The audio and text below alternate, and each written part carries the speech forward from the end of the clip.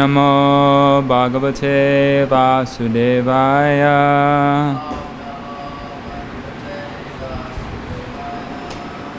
Om Namo Bhagavate Vasudevaya.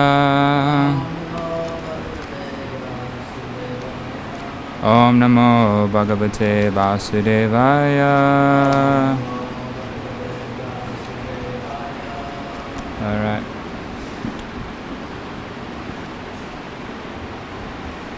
Chapter 3, text 33.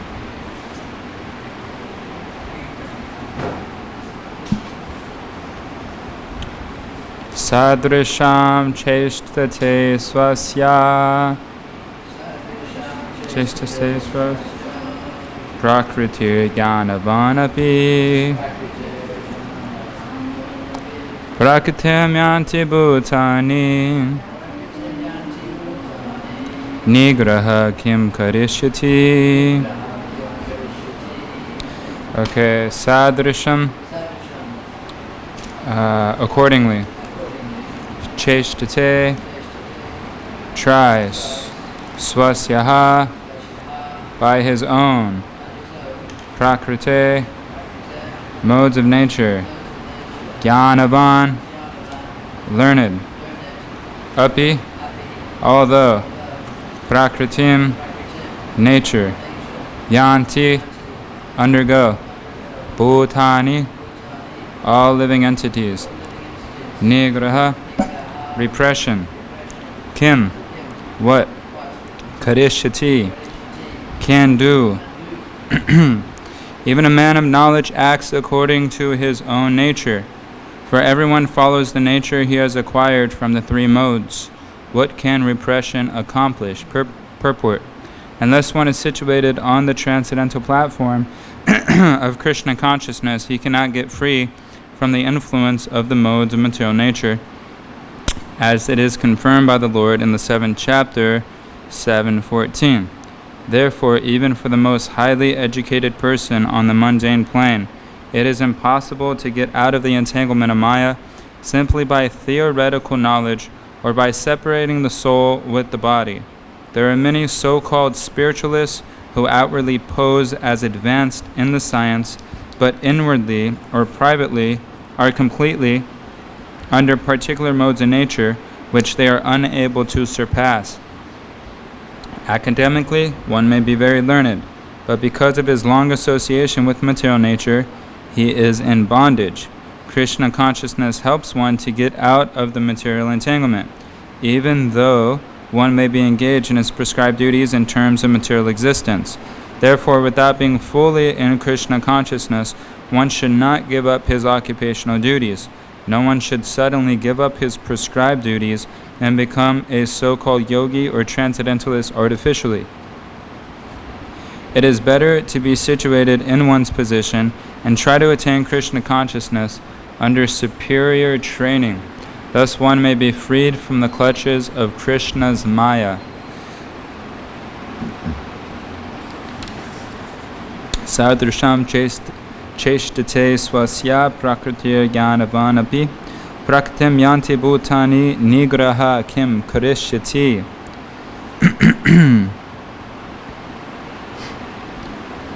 Okay, so Prabhupada, first of all, in his first sentence in this purport, he mentions chapter 7, text 14, Davihesha gunamaya mama maya duratiya mameva ye prapadyante mameva ye prapadyante mayamitam turantite. Oh yeah, maybe it's not. Okay. Hare Krishna. So I'll repeat what I just said.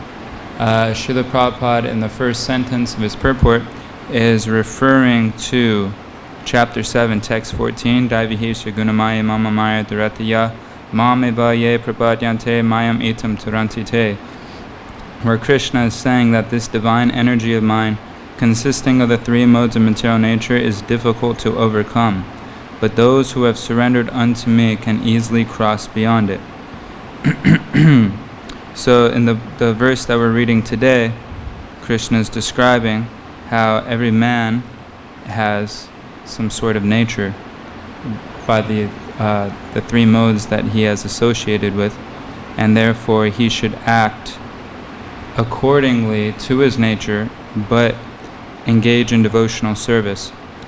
And by doing this, one becomes free from material nature. And those who are unless one is in Krishna consciousness, he cannot become free from the influence of the three modes. So that verse that Prabhupada quotes, 7:14, is basically saying how it's impossible for the jiva to get free from material energy by his own strength, by his own intelligence, by his own mind. The intelligence and the mind are material senses, so one cannot use material senses to transcend material energy. It's not possible. Whether one has to surrender to something that's beyond this material energy, and that thing or that person that's beyond the material energy can then reach into the material energy and save the jiva from drowning in material existence. And I was once asked before, I was giving some little talk at a park in California, and I was explaining how, yes, everything is Krishna's energy. I was kind of basically describing Achinta Beta Beta Tattva, how in one sense, yeah, everything is Krishna, because it's his energy, it's coming from him, even the living entities. But at the same time, everything is not Krishna. Like this microphone, it's not personally Krishna. The microphone is probably not going to start speaking to you the Bhagavad-Gita, but it's Krishna's energy and therefore can be used in his service. So Prabhupada describes in a purport in Srimad Bhagavatam 4th Canto, I was just reading, how Maya is not necessarily a place. It's not a place. It's a consciousness. It's a state of consciousness. Yes, we have material energy, which is Krishna's energy, that is subject to creation, maintenance, and annihilation. That's this material world. But at the same time, the only thing that's Maya about it is the jiva's forgetfulness that it's Krishna's energy. So in that sense, Maya is a state of consciousness. It's not necessarily a place, because someone who's absorbed in Krishna consciousness, even though he's in a place that's subject to creation, maintenance, and annihilation, he's in this world but not of this world. So this person was asking me when I was giving this talk, he was saying, well, if everything is Krishna's energy and is coming from Krishna, and you're describing that the spiritual world is eternal and is our natural home, that's where we come from, then if everything's Krishna's energy, what's the point of going back to the spiritual world? You just realize that everything's Krishna's energy. And the answer that I gave was, yeah, that's an interesting question, but we could think about it like this. In a state, there's the city, there's buildings and everything like that, and people who are law-abiding citizens get to roam free. They get to drive around and interact with family.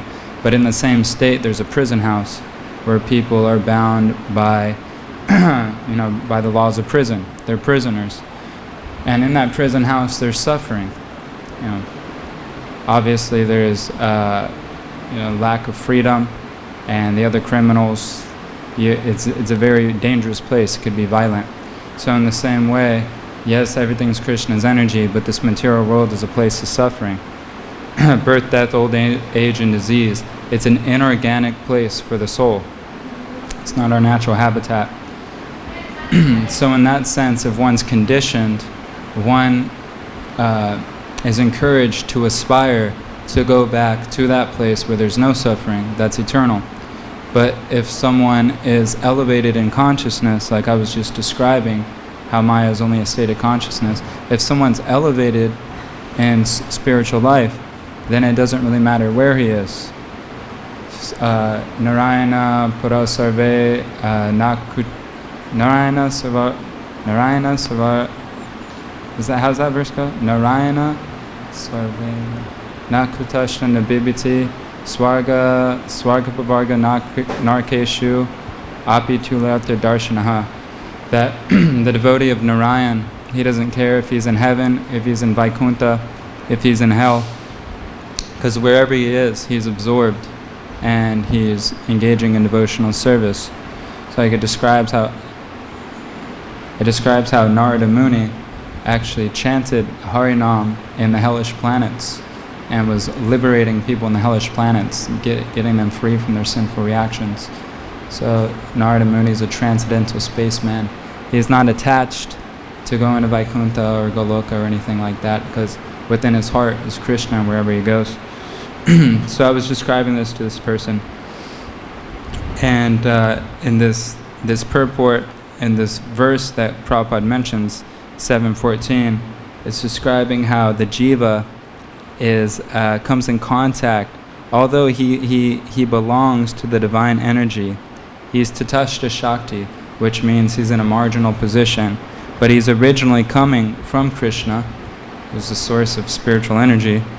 So, but Prabhupada's describing that due to contact with material energy, their original superior power of the jiva is covered. And being thus covered by material energy, one cannot possibly overcome its influence.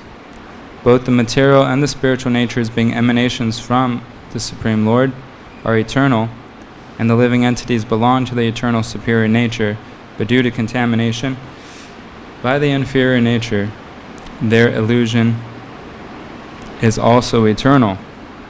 The conditioned soul is therefore called Nitya Baddha, or eternally conditioned. So in the Bhagavad-Gita it also describes how material energy is eternal.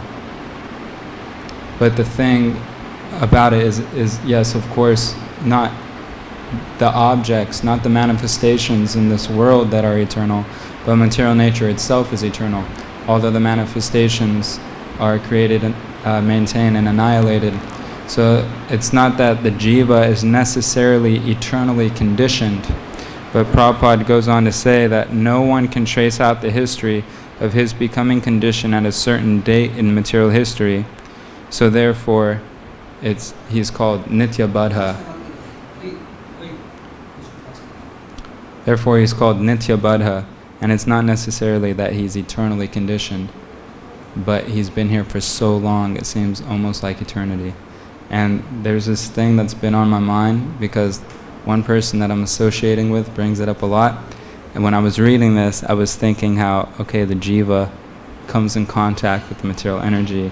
And it's interesting that I was studying upon this one person that I talk with every day. There's different opinions on how the jiva comes into the material world. And I was reading up a little bit how Prabhupada actually says different things at different times.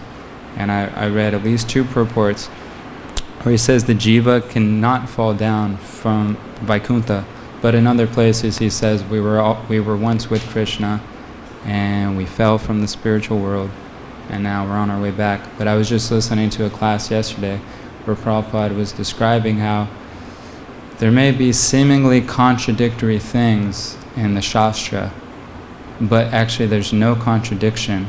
It's just due to our limited capacity to understand that we think there's a contradiction. So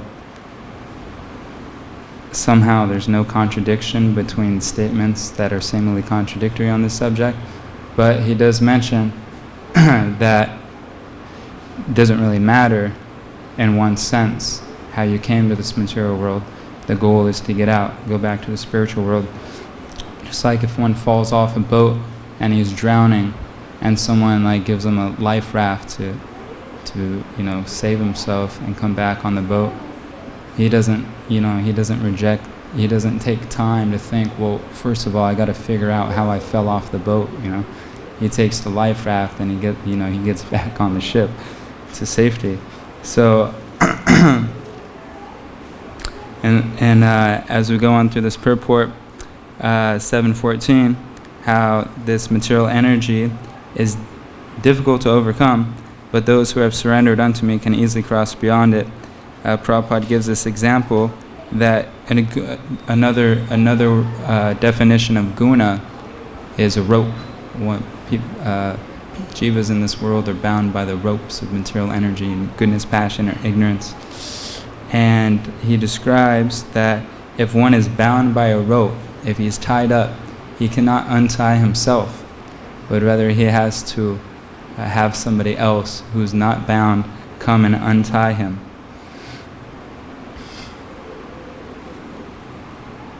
And going back to this purport 333, after this sentence where he mentions chapter 7, text 14, Prabhupada goes on to say, therefore even the most highly educated person on the mundane plane, it is impossible even for them to get out of the entanglement of Maya simply by theoretical knowledge or by separating the soul from the body. So it's obvious that even with material education, one cannot cross beyond material energy. So there's actually no material qualification necessary for advancement in Krishna consciousness. It's not that someone has to be a really good musician or very scholarly, being able to read or speak nicely. It's like Gaur Kishore Das Babaji Maharaj, he was materially speaking, we didn't have so many qualifications. He was practically illiterate, but spiritually speaking, he's the most qualified, most elevated. So I was thinking when I was reading this, how I thought of this verse 7:15, where Krishna is saying the 4 types of people who never surrender, and one of them is those whose knowledge is stolen by illusion. So because Prabhupada is saying here that even the most highly educated person on the mundane plane, it's impossible for them to get free from Maya. And thank you. The person who is whose knowledge is stolen by illusion, this is Maya Paritya Jnana. And in the purport, is describing how these people, they may be very erudite scholars, and they actually may be very learned fellows, the great philosopher, poets, scientists, etc. The illusory energy misguides them, and therefore they disobey the Lord. And Prabhupada is going on to say that even these people may be so-called scholars in Bhagavad-Gita, and may be very expert at Sanskrit, but they misinterpret the Gita because they're covered over by the material energy. I remember Mukunda Dat Prabhu, the Prabhupada disciple, he was explaining one time that he went to university in the US, I forget, some prestigious university, and he studied Asian philosophy. And he was saying a lot of the students and the professors know the Vedas and know our philosophy than most of the devotees in our movement, but they're not devotees. They understand it from a theoretical point of view, but they don't have the heart to surrender to Krishna. So even if one has a theoretical understanding, like Prabhupada is saying here, it is impossible to get out of the entanglement of Maya simply by theoretical knowledge, or even by separating the soul from the body. And we see that there's so many scientists. I was just reading the other day, one sentence that really stood out to me was Prabhupada said that unless one is a Krishna conscious person, he cannot be considered intelligent. So I was thinking, okay, what does that actually mean? Because you could see, I would not be able to make this microphone. I would have no idea what to do with all the wires and everything. So it definitely took intelligence to make this thing, what to speak of everything we see around us, cars and airplanes. I had to get an airplane, it's thousands of pounds, to float in the sky. That takes some intelligence. So the jiva itself is inherent with chit shakti. There's intelligence there, but it's covered over. So I was thinking when I read this sentence that one cannot be considered intelligent unless he's a Krishna conscious person. Calling somebody intelligent is actually a figure of speech. And what I mean by that is everybody has intelligence, even the little bug, the animal, or whatever. But to call someone intelligent means you're basically saying he has higher intelligence than average intelligence, than the average person. Or you call someone strong, that person is strong.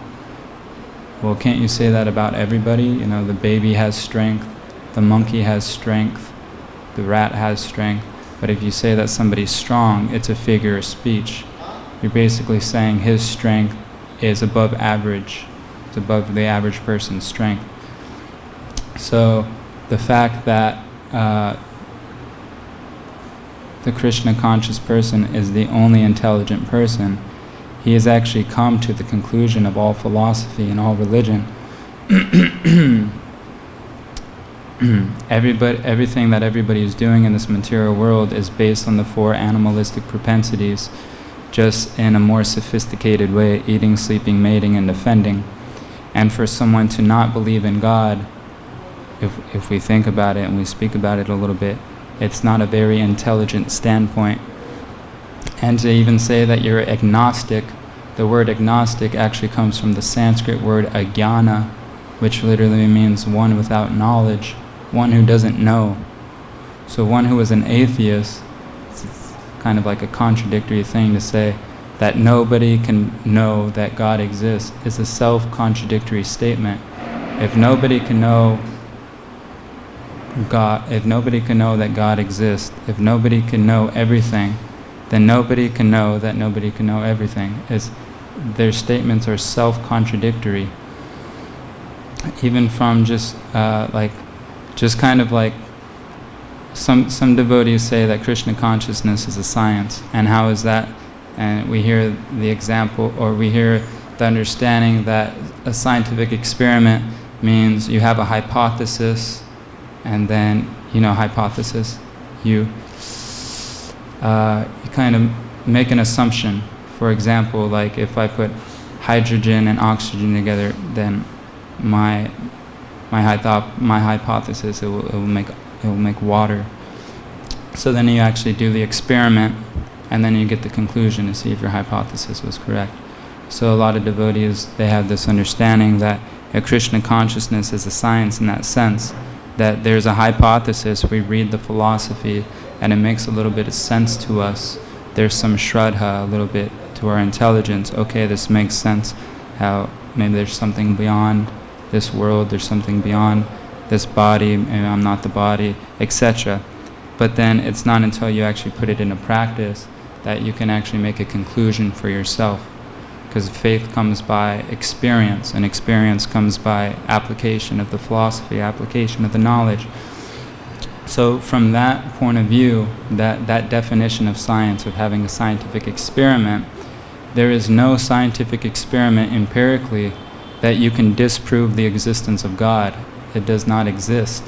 So even if someone's just open-minded and says, okay, if there is some way to, first of all, there's no way that you can understand God, that God does not exist. There's no scientific process. But there is a scientific process to understand that God does exist, and that's bhakti-yoga. And just from someone who's open-minded and doesn't have any bias, they'll what would you choose? A path where you can't prove that something exists or not, or a path where you can prove that it exists or not? It just seems like logical that you would actually take up the path of bhakti-yoga. So in that sense, what I was saying before, atheism is self-contradictory. Agnostic means without knowledge. Just plain materialism, gross materialism, is just acting on the 4 basic animalistic propensities. So you can see how the person who's self-contradictory, the person without knowledge, the person who's just acting like animal propensities.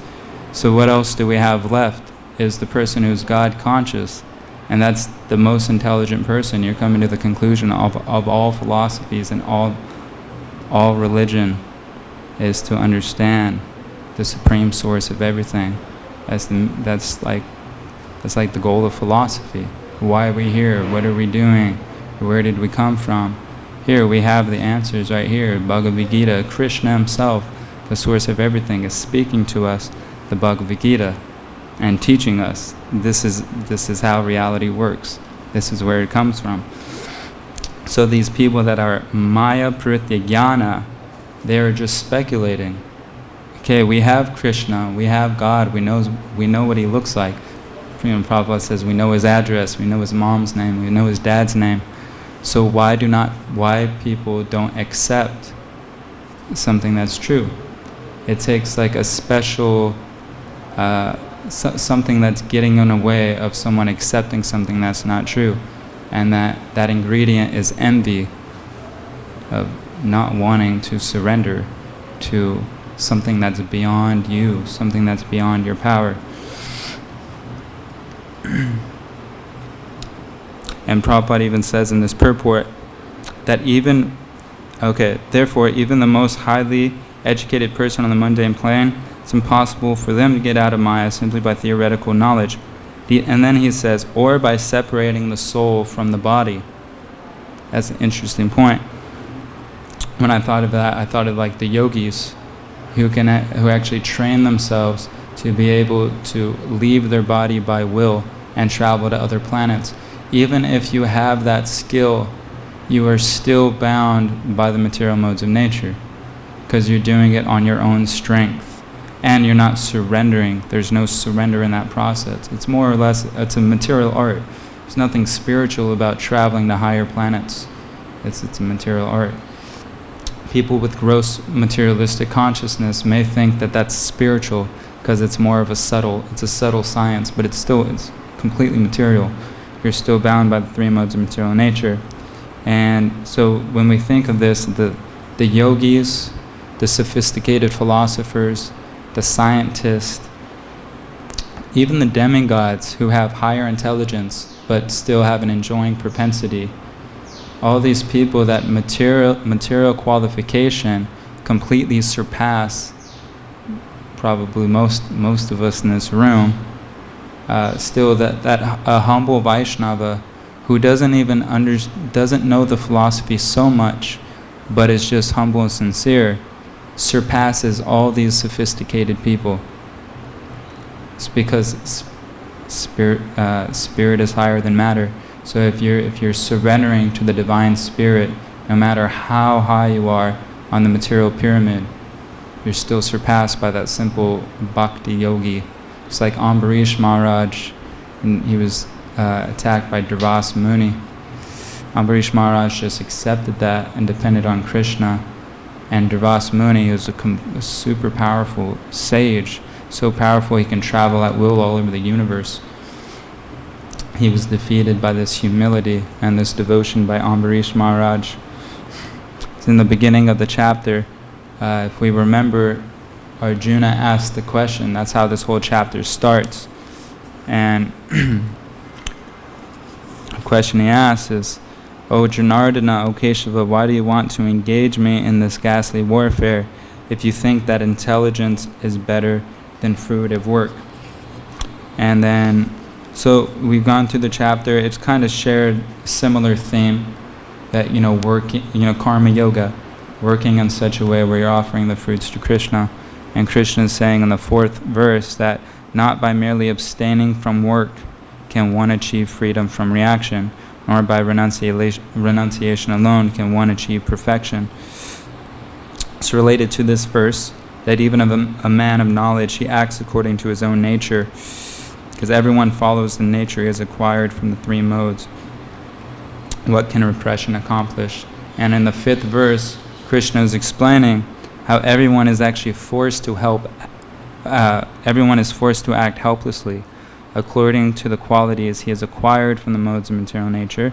Therefore, no one can refrain from doing something, not even for a moment.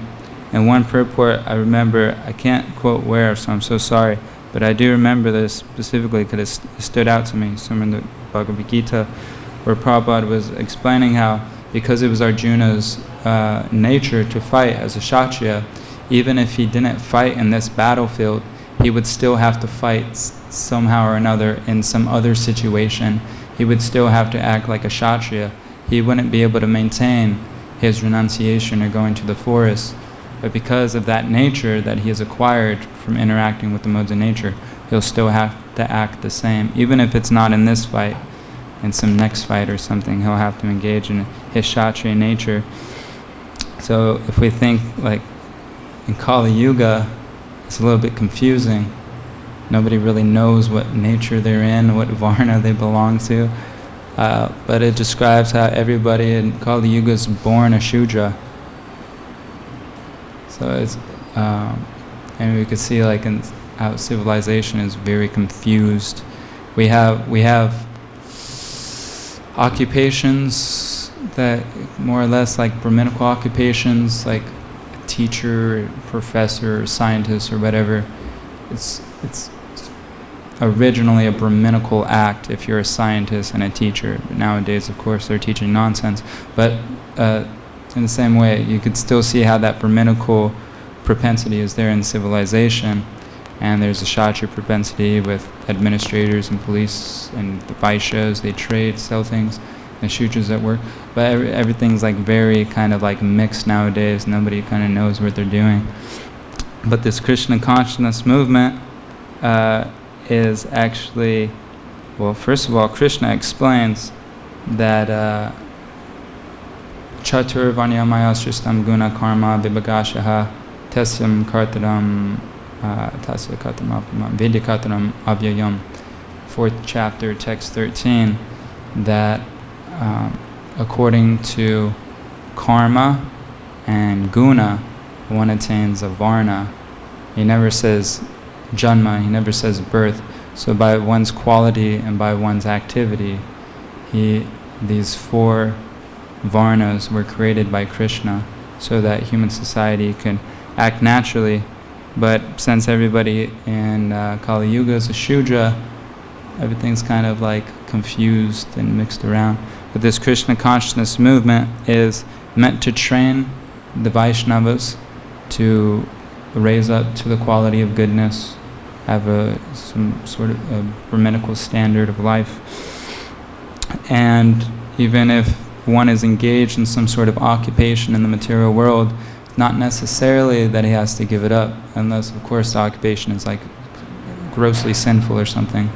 But one can be a businessman, one can be whatever, a truck driver, and engage in devotional service. In this way, purify himself until he's raised to a standard of being able to renounce the material world altogether.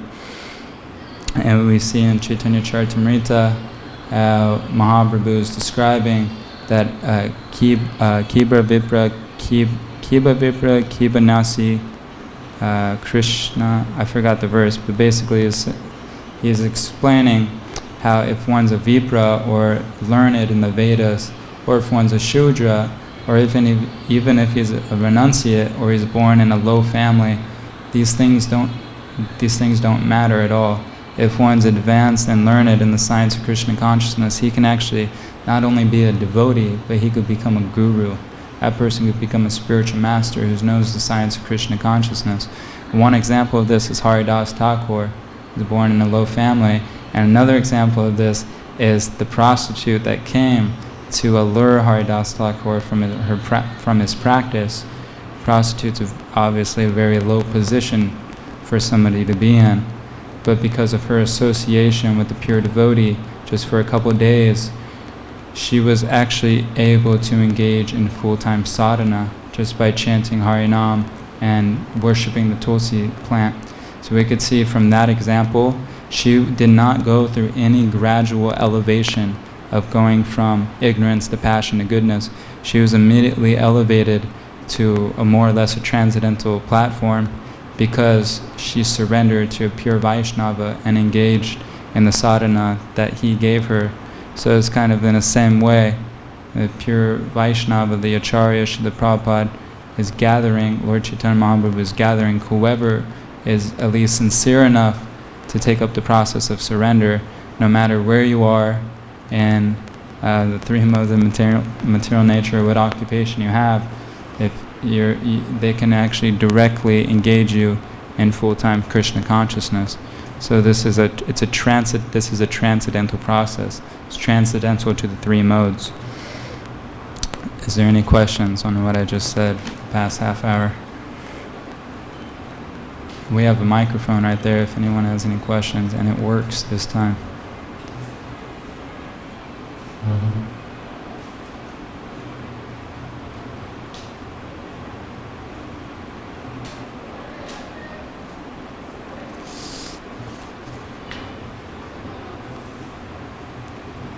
Hare Krishna. Hare Krishna.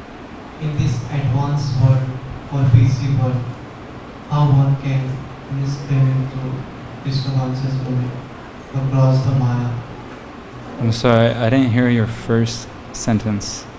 Means in this busy world, In this busy world. yeah, this 24 hour there is the most means engage in the sense gratification. Then how one means cross nowadays. Okay, so in this busy world Maya.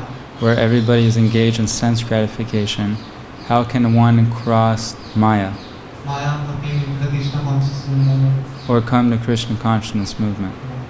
Okay, well there's a few things I could say about that. First of all, to answer the second question, because I think it comes, that answer comes first before the first question you asked. How does one come to Krishna consciousness? It's like not any hard and fast. It's not like you can't fit it in a box. It's kind of everybody is in their own individual case. But the basic understanding is most of the people that are devotees is because they have some agyati sukriti from previous lives. And from gradual development of your agyati sukriti, you come to the point where you're able to surrender fully to the process. But even if that is not the case, like there's this verse in Bhagavatam, I don't know the Sanskrit, that the person who's chanting Harinam, it is to consider that in his previous lives he performed all types of yagyas, he bathed in all the holy places, engaged in all this charity, etc. And one devotee asked Prabhupada this, does that mean that all these Western devotee from America asked Prabhupada on a morning walk, like, if this verse is true, does this mean that all of us engage in all these activities? And Prabhupada's response was, no, I created your qualification. And in another purport, the Chaitanya Charitamrita, Brigapati Prabhu often quotes this because he's very inspired by this purport. Prabhupada's explaining that the pure devotee is so anxious to bring the jivas back home, back to Godhead. From that pure devotee's desire, the super soul within the heart of many jivas tells that, basically directs that jiva to come to the point of surrendering to that pure Vaishnava. So Brigapati often quotes that purport. So there's many different ways. Some may have performed all those sacrifices, charity, penances, or whatever. Some may have a buildup of agyata sukriti. Some may just have some causeless mercy from the devotees, from the spiritual master. Some may have just been, like the four people that surrender to Krishna, the distressed, the one that needs money, the one who's inquisitive, those who are after the absolute truth. So it's very variegated. And plus we have Krishna coming in different forms. He comes in his incarnations. He comes as the spiritual master. He comes as the Vedas, Vedanta, Veda Shaham, Vyasadeva, coming himself through the literature. So there's no like one answer to that question. And how does one pass Maya? That's the verse that Prabhupada quoted, Daivihesha Gunamaya Mama Maya Duratiya. It's impossible actually to do it unless you surrender to Krishna. That's the only way to cross Maya. And in Kali Yuga, we actually have a special concession, although it's the craziest yuga and the most degraded, but we have this Harinam process, Lord Chaitanya's process, which actually makes it easier. So we're very fortunate. The jivas in Kali Yuga are very fortunate. Yes, Prabhu. Thank you very much, Swami. This like Dr. Prabhupada write. First he write like Krishna consciousness helps one to get out of the material entanglement, even though one may be engaged in his prescribed duties in terms of material existence. Therefore, without being fully in Krishna consciousness, one should not give up his occupational duties. No one should suddenly give up his prescribed duties and become a so-called yogi of transcendentalist artificial. It is better to be situated in one's position and try to attain Krishna consciousness in the superior training. So, this is how it is like, let us say when you were explaining about that everybody wants and this my question is like, when we, let us say, you are trying to become a monk, and I also find a lot of devotees, they come and giving their families and come or whatever prescribed religion, sometimes jobs and this and that. They come in Krishna consciousness. They completely leave their whatever duties. So how these lines fit in there? Yeah, one thought I just thought of was no one should suddenly give up his prescribed duties and become a so-called yogi or transcendentalist artificially. Okay, so say you're like selling fruit or you're a rickshaw driver or something like that. Is that really your prescribed duty? Like, who prescribed that duty to you? How does that fit in with like the Vedic injunctions? Maybe that's like a Shudra or something.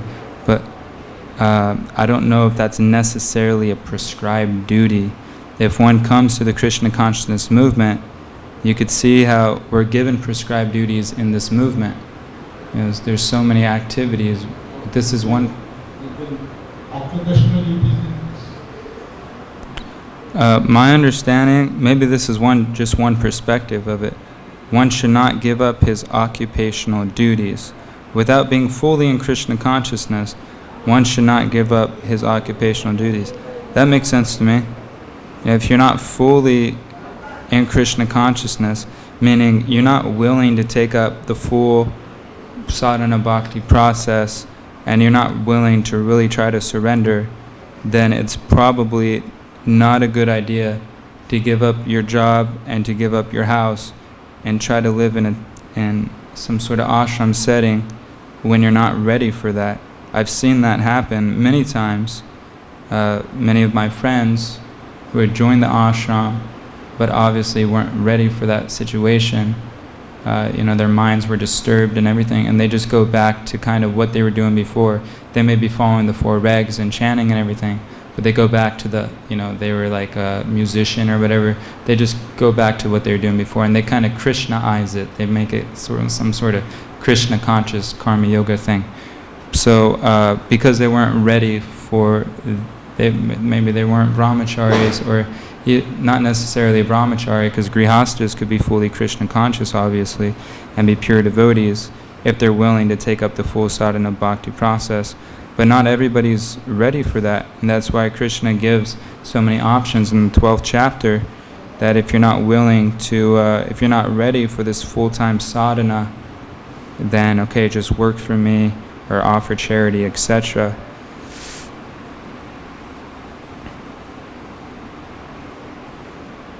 Did that answer your question? No.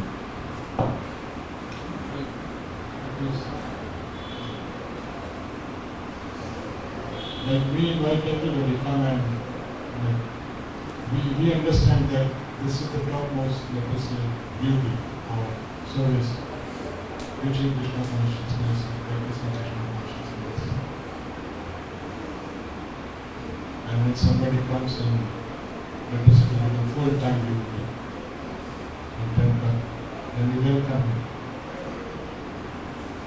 And we appreciate that also. If somebody comes in temple and try to become full, let us a full-time devotee, we appreciate that personality, that person. I have one thing to say though. I remember listening to class by my spiritual master, and someone brought up the point, something similar, but he made this point: full-time devote. This person who was asking the question said full-time devotee, and he was giving reference to mean full-time devotee means those who live in a temple and stuff. And my spiritual master cut him off, and he said, it's not necessarily a full-time devotee. Someone could be living outside and be a pure devotee, a full-time devotee. Full-time devotee just means your whole life is, this is what you're doing with your life. You're trying to serve Krishna, go by the orders of the spiritual master. So it's not that one has to give up prescribed duties. If for some reason he feels more comfortable living outside and having a job, it's not like we're not like a sectarian thing that you just have to give up everything. Yeah, I fully agree with this understanding. Yeah. But that's what I was wondering, why Prabhupada is acting like this, artificially and transcendentalists. No one should suddenly go to prescribed duties and become so-called yogi or transcendentalist artificially. It is better to be situated in one's position and try to attain Krishna consciousness under superior training. That I will understand, under superior training. So why Prabhupada is like this thing before? Especially this, one should not artificially become so-called yogi or transcendentalist. Yeah.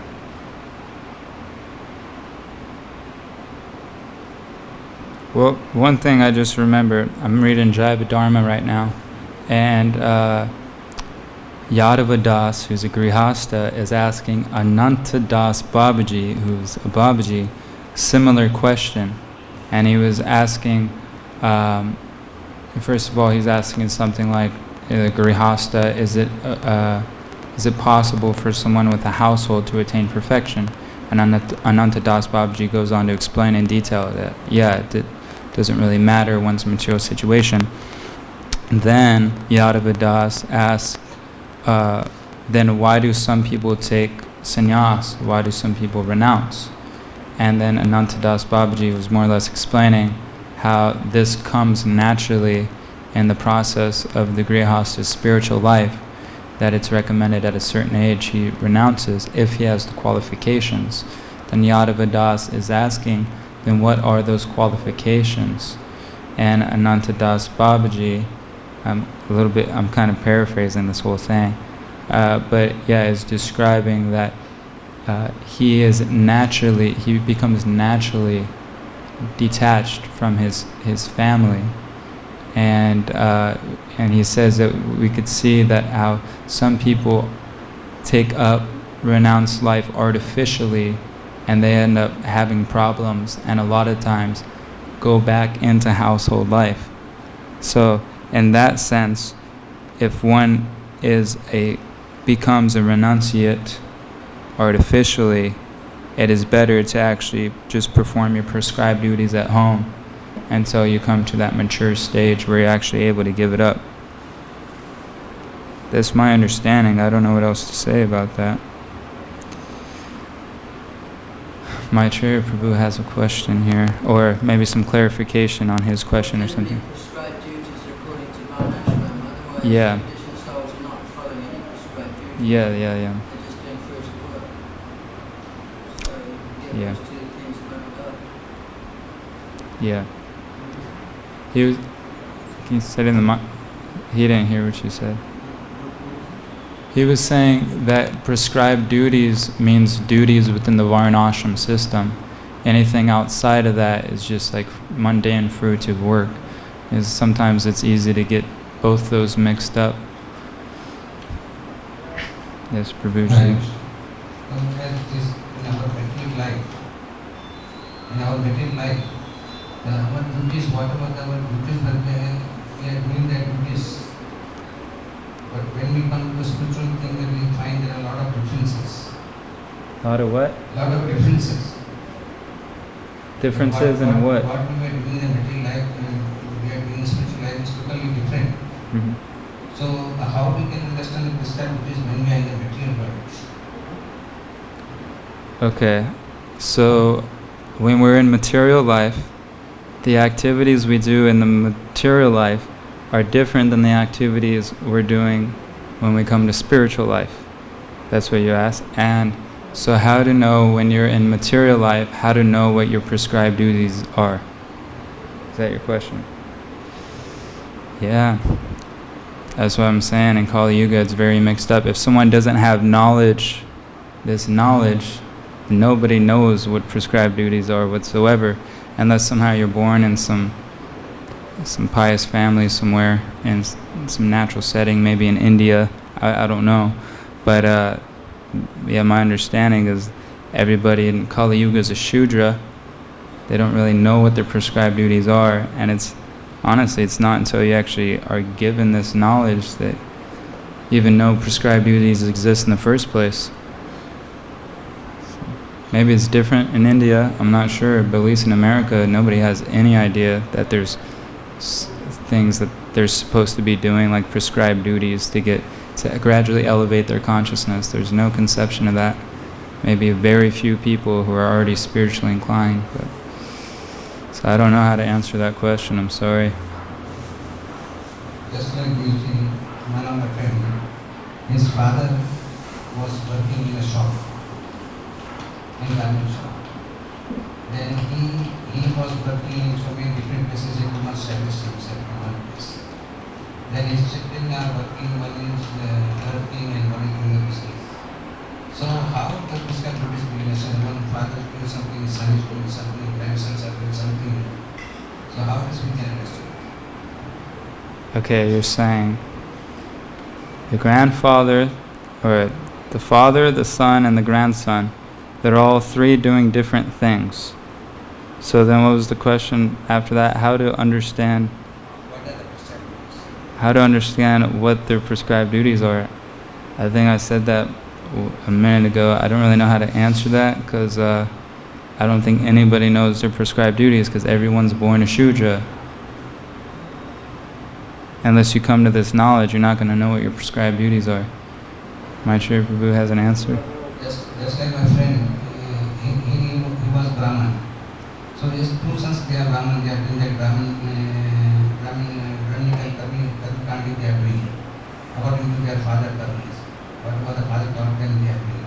But others, those one are Brahman and they are in another category, they are keeping on changing their things. So the professional is different of each and every one.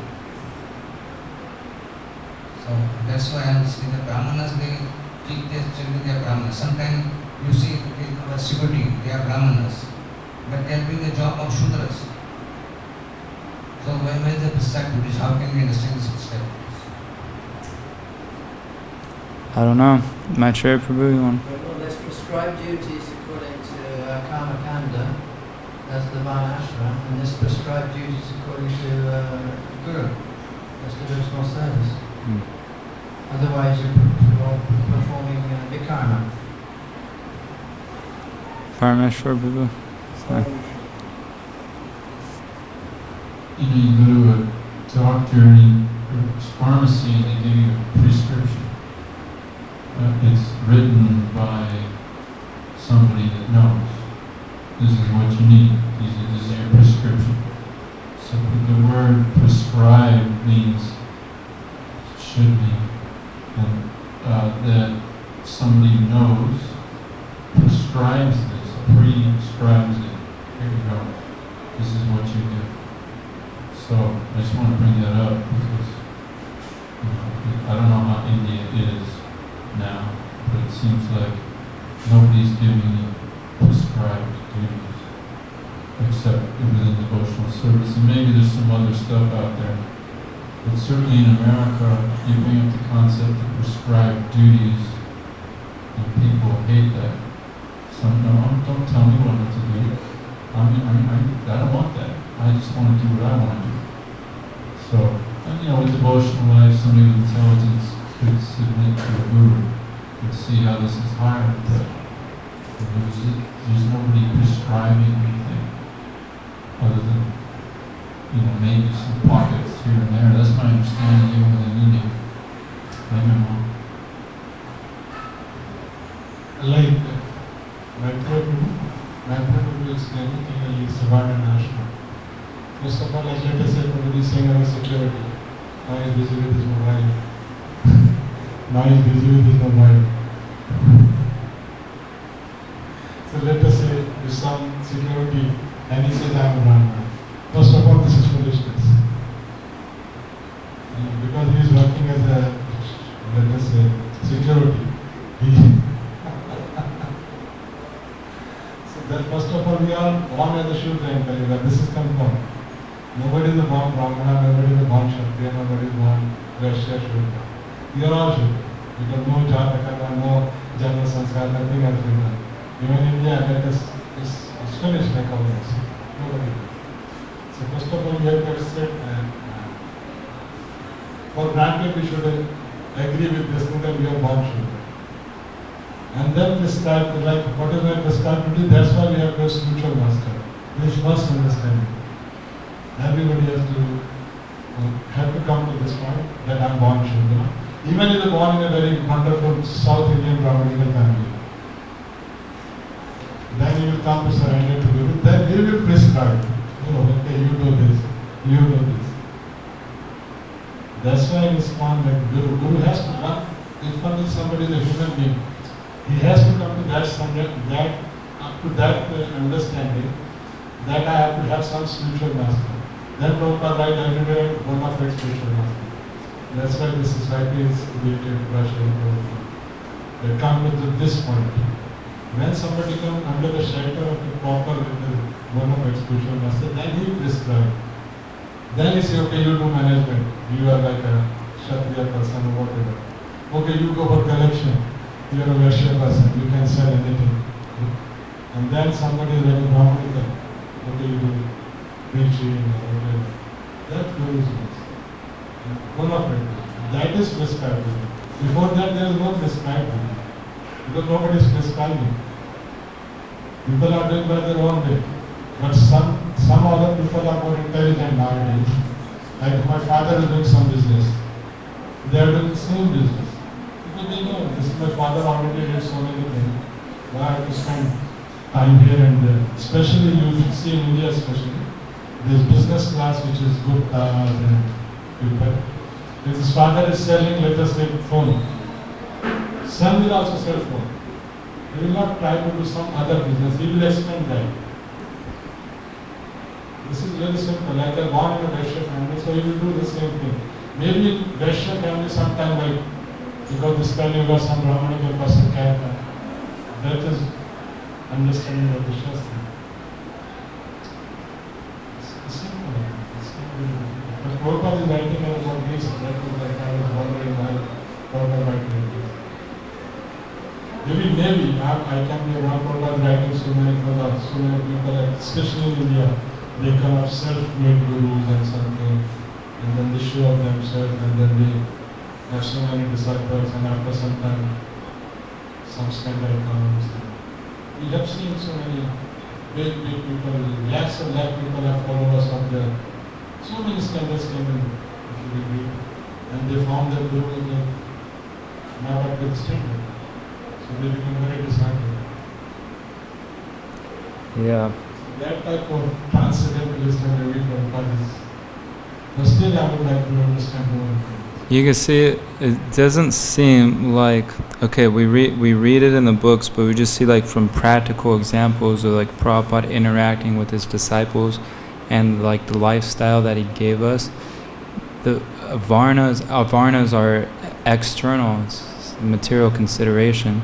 So it's almost like he's kind of like directing us, or whoever is willing to accept it, just directing you to full engagement in Krishna consciousness. Because I came, when I joined, I was just like a spaced out person. I didn't know anything. And then nobody ever told me, you have to do this, you have to perform prescribed duties, you have to raise yourself from ignorance to passion, then good. There's nothing like that. It's just, you chant Hare Krishna, you engage in devotional service, you surrender to the authority, take Mahaprasadam, and you'll become purified. So it almost seems, we're giving Krishna consciousness to people, which is transcendental to these varnas.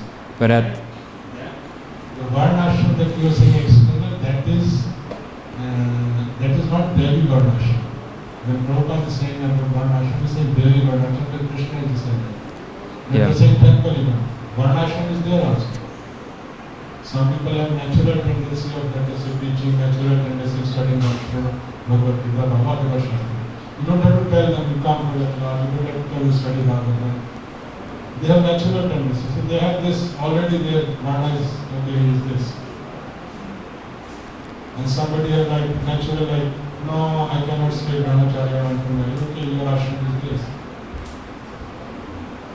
Yeah. This is like Prabhupada even used to say, no? Like it is not that somebody has to say this is already set up in nature. Even in West, you go, some people are like intellectual, some people are like want to go and like carriage, some people are like do business. So they're already naturally there.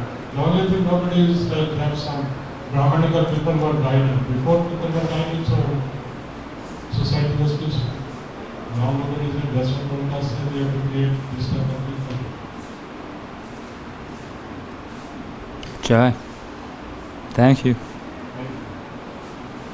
Hare Krishna. Prabhupada gave the example of the many times there are farmers, they are doing farming, but nowadays we see they close the farming and they open the factories and they give them a job, they leave their farmers service and they work in the factories. Prabhupada gave the So what? So what is the question? No, farmers are living because they are not being educated. They live by doing farming, they cannot earn money. So nowadays people are considering about money, how you can earn money. Do whatever, earn money. This sort. So farmers are finding there is no money in the farming, so they are going in factories. But if they will be taught properly like bhakti-yoga is studying. He is studying completely differently like Devi Varnashram, farming community. But there is a one group in India also, this is they called like farmer group something, they are teaching people how you can buy, doing farming you can earn a lot of money. People are being not taught. Whole media is teaching, no, you come to factory work, you will have a lot of money, you learn IT, you work like that for hours and sit on computer, you will have less of money, less of rupees. They are getting also. So people are doing that. But I heard in Australia people are, farmers are more rich than the industrialists. Even I don't in know. Canada also they are like, those who are farming, growing fruits and they are doing that business, they are not rich. Yeah, I don't know. I never heard that before. This is it. Bottom line, people want to earn money, have a comfortable life. So they don't consider which family I am. Whether I am born in a Brahmin family, they will not like a Shudra, if somebody is a Shudra, if they will do something. Even Brahmanica starting doing kathas and this and that, they will not want to have that. Jai. Bottom line is no. Hare Krishna. Thank you very much. Jai Bhagavad-Gita ki Jai.